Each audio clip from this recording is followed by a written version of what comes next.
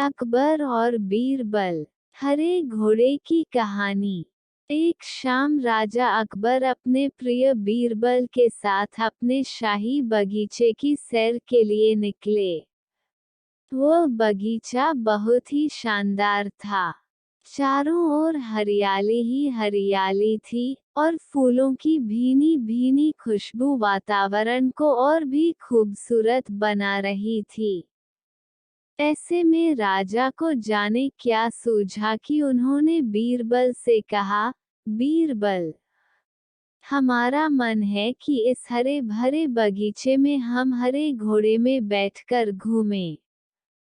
इसलिए मैं तुम्हें आदेश देता हूँ कि तुम 7 दिनों के अंदर हमारे लिए एक हरे घोड़े का इंतजाम करो। वहीं अगर तुम इस आदेश को पूरा करने में असफल रहते हो, तो तुम कभी भी मुझे अपनी शक्ल न दिखाना। इस बात से राजा व बीरबल दोनों वाकिफ थे कि आज तक दुनिया में हरे रंग का घोड़ा नहीं हुआ है। फिर भी राजा चाहते थे कि बीरबल किसी बात में अपनी हार स्वीकार करें। इसी कारण उन्होंने बीरबल को ऐसा आदेश दिया। मगर बीरबल भी बहुत चालाक थे। वो भली भांति जानते थे कि राजा उनसे क्या चाहते हैं।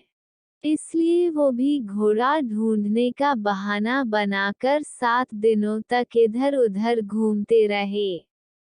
8वें दिन बीरबल दरबार में राजा के सामने पहुंचे और बोले, महाराज, आपकी आज्ञा के अनुसार मैंने आपके लिए हरे घोड़े का इंतजाम कर लिया है। मगर उसके मालिक की 2 शर्तें हैं। राजा ने उत्सुकता से दोनों शर्तों के बारे में पूछा। तब बीरबल ने जवाब दिया, पहली शर्त यह है कि उस हरे घोड़े को लाने के लिए आपको स्वयं जाना होगा। राजा इस शर्त के लिए तैयार हो गए। फिर उन्होंने दूसरी शर्त के बारे में पूछा।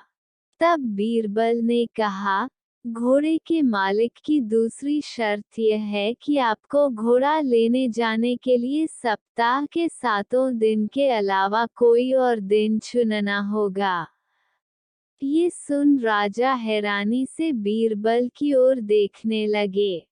तब बीरबल ने बड़ी सहजता से जवाब दिया, महाराज, घोड़े का मालिक कहता है कि हरे रंग के खास घोड़े को लाने के लिए उसकी यह खास शर्तें तो माननी ही होंगी। राजा अकबर बीरबल की यह चतुराई भरी बात सुनकर खुश हो गए और मान गए कि बीरबल से उसकी हार मनवाना वाकई में बहुत मुश्किल काम है। कहानी से सीख। ये कहानी हमें ये सिखाती है कि सही सूझबूझ और समझदारी के साथ नामुमकिन लगने वाले काम को भी आसानी से किया जा सकता है। तो ऐसी ही कहानी सुनने के लिए हमारे चैनल को सब्सक्राइब करें, लाइक करें और शेयर करें।